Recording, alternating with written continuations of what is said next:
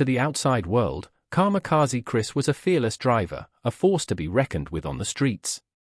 His relentless drive to win seemed unstoppable. But street racing isn't just about speed, it's a high-stakes game where even the best can't outrun fate forever. Just when it seemed like Chris had cemented his legacy, disaster struck, flipping his world upside down in an instant. The question remains, what really happened, and where does he go from here? This is the heartbreaking story of Kamikaze Chris and the tragedy that changed everything. Chris, the man behind that menacing flat black El Camino on Street Outlaws, isn't the type most would peg as a street racing powerhouse. By all accounts, he wasn't supposed to make it. But time and again, he shattered expectations. And here's the thing, it was never part of some grand plan. Life simply led him down this path, and he ran with it. Because for Chris, being the underdog was all he had ever known. Growing up in a working-class home in a tough part of Oklahoma City, Chris didn't have much. According to him, his family wasn't just struggling, they were flat-out broke. Not the tight-on-money kind of broke, but the kind where hand-me-down clothes weren't just second-hand, they were worn thin, stained, and well past their prime. If he wanted anything beyond the basics, it was on him to figure out a way. And for Chris, there was only one thing worth chasing: racing. But his passion wasn't about cars, at least not at first. Chris started with dirt bikes. If you ask him why, he'll tell you he's not necessarily a car guy, he's a racing guy. If it's got wheels, he'll race it. A dirt bike, a shopping cart, probably even a lawn mower if you put one in front of him. By the time he was 3, he was already on a motorcycle, and he never looked back. While most kids his age played at the park, Chris was hustling every odd job he could find just to keep his bike running. Twice a week, he'd line up at the starting gate, racing against riders nearly twice his age. But that didn't faze him. His hunger to win, love for speed, and unyielding work ethic set him apart. That relentless work ethic? He got it from his dad, a successful drag boat racer who lived by one simple rule: you break it, you fix it. Chris took that lesson to heart. He mowed lawns, chopped trees, pumped gas, anything to scrape together the cash for his next ride. From a BMX bike to his first dirt bike, every upgrade was earned.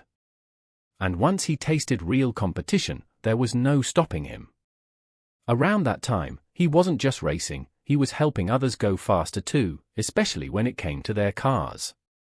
Back in high school, when Kamikaze Chris first crossed paths with the underground racing scene, his life was about to change forever. When Justin Big Chief Shearer and Kamikaze Chris crossed paths, it was like two puzzle pieces snapping perfectly into place. Both men were fiercely competitive, living and breathing cars, and neither ever backed down from a challenge. In fact, it was Kamikaze who first gave Big Chief that now iconic nickname. But their bond wasn't just built on speed, it was forged through countless late-night sessions grinding away in the garage. Kamikaze wasn't just the guy known for talking fast and driving even faster. He was the one out in the driveway, night after night, wrenching on Big Chief's 1972 Pontiac Lemons, better known as the Crow. To them, it wasn't just a car, it was the foundation of their friendship, a machine they built with their own hands, one late-night fix at a time. That hands-on experience eventually set Kamikaze on his own path. His journey began with a Chevy LUV fitted with a small block, then came a Blazer with a similar setup, and eventually, an A-body Chevelle. But that Chevelle was something special, a 1971 model coated in a loud, emerald green paint job that looked more at home on a base boat than the streets. It wasn't pretty, but it had attitude, and more importantly, it was fast. Running nines and tearing up the streets, it was a real rowdy piece of machinery. Cars come and go, but the game never stops. Kamikaze stuck with a core group of OKC racers who weren't just out there to cruise the scene, they were out to dominate. Plenty of guys showed up just to be part of the culture, hanging out and showing off their rides. But for Kamikaze, Big Chief, Dave Comstock, and the rest of their crew, racing was serious business. That dedication showed in the way Kamikaze drove. If he had to muscle the car down the road to win, that's exactly what he did. He wasn't reckless, he was calculated. But he pushed harder than most, always riding that fine line between control and chaos. That's where the nickname Kamikaze came from. He had a way of making even the wildest situations look effortless. For Kamikaze, driving was pure instinct. While some people needed a drink to unwind or distractions to escape, Kamikaze found his peace at full throttle, inches from disaster. That's where he thrived, on the rush, the edge, the pure adrenaline of knowing he was pushing both himself and his car to the absolute limit. That was what made him feel alive. It wasn't long before that fearless attitude caught attention. When he joined Big Chief on Street Outlaws in its third season, he brought that raw, no-holds-barred energy to the screen. The show helped push drag racing into the mainstream, and Kamikaze Chris quickly became one of the most talked-about racers in the country. And with that fame, he became the proud owner of what might just be the most famous El Camino in the world. Before Chris got his hands on the El Camino, the car belonged to his childhood friend Tyler "Flip" Priddy. Everyone called it that because it was a Frankenstein build, pieced together from leftover parts scavenged from their friends' cars whenever they upgraded. But despite its ragtag construction, the car had already made a name for itself. When Flip rolled up in the first season of Street Outlaws, that car had everybody talking. It was loud, obnoxious, and straight-up ridiculous. The zoomy headers shot nitrous fireballs right out of the fenders, and the rumors about how it was held together only added to the legend. People swore it was patched up with silicone, JB Weld, duct tape, and enough Bondo to fill a swimming pool. And when Flip pulled up to collect his winnings, the sight of that beaten-up machine only made the loss sting more for his opponents. The car might have been a mess, but it was fast. After Flip passed away, his longtime friend Justin "Big Chief" Shearer knew there was only one person who should have the car: Chris. No second-guessing, no hesitation. The El Camino had been sitting under a tarp for over a year, gathering dust, waiting for the right hands to bring it back to life. And when Chris finally turned the key, the engine didn't just start, it roared, as if it had been waiting for him all along. But a car like that wasn't going to come out of retirement quietly.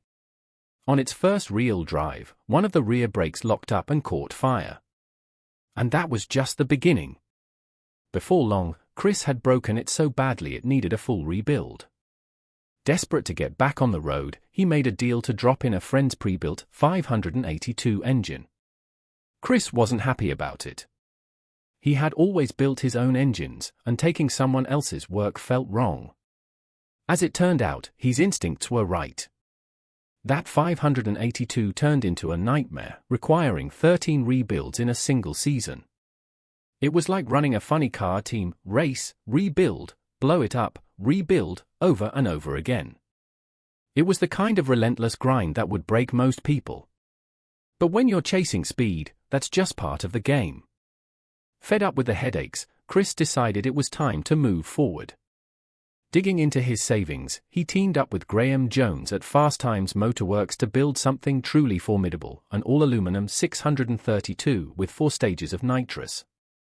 On top of that, he and his buddy Les tackled a back-half chassis conversion right in the garage. The goal was simple: get back on OKC's top 10 list. By the summer of 2017, Chris was back in the mix, winning races, and making his presence known. But deep down, something still wasn't right. The car wasn't running the way he truly wanted, and settling was never an option. For a guy like Chris, working class, self-funded, running a car built in a home garage, nothing is left to chance. People like him aren't supposed to go wheel-to-wheel with the big names. And yet, time and time again, he does. The cost of racing has pushed him to the edge more than once. He's been dead broke while competing on the very show that made him a household name. But that underdog label? It's not a gimmick. It's his reality. Chris will tell you himself, he's stubborn and proud. And that's exactly what it takes to build, race, and win with an El Camino. Of course, he doesn't do it all alone. Behind every great racer is a team, and support from companies like Haltech, Speedmaster, and Wolf Aircraft Products helps keep him in the fight. But at its core, this car represents something more: proof of what passion, pride, and relentless determination can achieve when money alone isn't enough. If you think this kind of racing is out of reach, Chris would tell you otherwise. Anyone willing to sacrifice their time, money, and heart could build a car like his. But here's the difference: most people hesitate before diving into something this intense. Chris never did. For him, it's all or nothing. It always has been. He spent years trying to resist that part of himself, but now he's embraced it. There's no halfway. He'll either make it big or crash and burn trying. And if you know anything about racing, you know that's exactly the mindset it takes to win. But little did he know that the very car that brought him so much success was about to lead him straight into disaster. Street racing has never been the safest or easiest pursuit. But for those who live for speed, it remains one of the most exhilarating experiences imaginable. Fans of Street Outlaws and its spin-offs understand the rush, the raw power of high-performance machines, the tension at the starting line, and the split-second decisions that can mean the difference between victory and disaster. Crashes are an unavoidable part of the sport. And no matter how often they happen, it's always shocking how quickly a finely tuned race car can go from peak performance to a twisted wreck. Few people know this better than Kamikaze Chris and his legendary 1981 Chevy El Camino. In July 2020, while filming Street Outlaws, Kamikaze Chris found out the hard way just how unforgiving street racing can be. This wasn't just a minor scrape or a dented bumper. His El Camino was done. The body, chassis, engine, turbochargers, nearly everything was a total loss. Only a handful of parts like the parachute lever, shifter, and rear housing were salvageable. Kamikaze Chris was already dealing with trouble. His El Camino's drive shaft sensor was acting up, and he wasn't feeling great about racing. But when another driver threw down a challenge, he just couldn't say no. One race later, his beloved El Camino was nothing but twisted metal. Losing that car wasn't just about money or the countless hours he'd poured into building it. That Elco was special, the car he cherished the most, the one filled with history. Seeing it destroyed felt like a gut punch, the end of an era.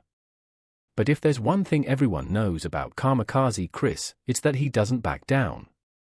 This crash wasn't the end of his racing career, it was just another test. And like any true racer, he was ready to face it head-on. Determined to turn his loss into something positive, Chris came up with a wild idea. He put a set of wrecked parts from the El Camino up for auction on eBay. But these weren't just any parts.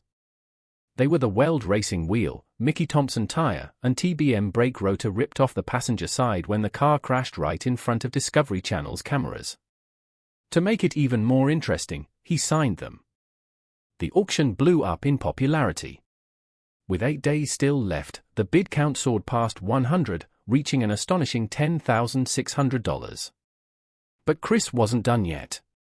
He raised the stakes, promising that if the auction hit $25,000, he would personally cook and serve the winner a steak dinner live on Facebook, while wearing his race suit. That bold move fired up fans, and they eagerly accepted the challenge. Normally, wrecked car parts wouldn't be worth much. But these weren't just scraps, they were pieces of racing history. And for Street Outlaws fans, that meant something.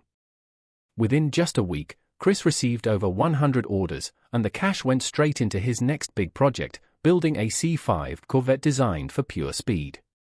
The new car had a familiar presence, with its aggressive stance and deep, glossy black paint. It was as if the El Camino had been reborn. In many ways, it had.